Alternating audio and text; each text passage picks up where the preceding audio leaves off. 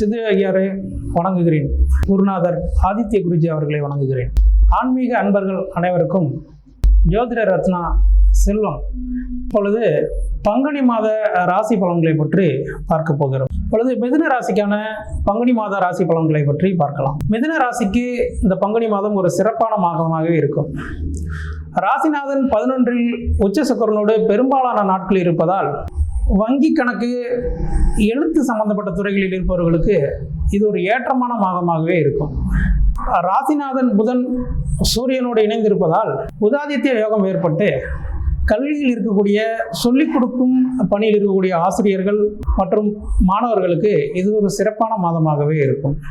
புதன் சம்பந்தப்பட்ட தொழில், எழுத்து தொழில், செவ்வாயோடு சேர்ந்து இருக்கக்கூடிய ரியல் எஸ்டேட் தொழிலில் இருப்பவர்களுக்கு இது ஒரு சிறந்த மாதமாகவே இருக்கும்.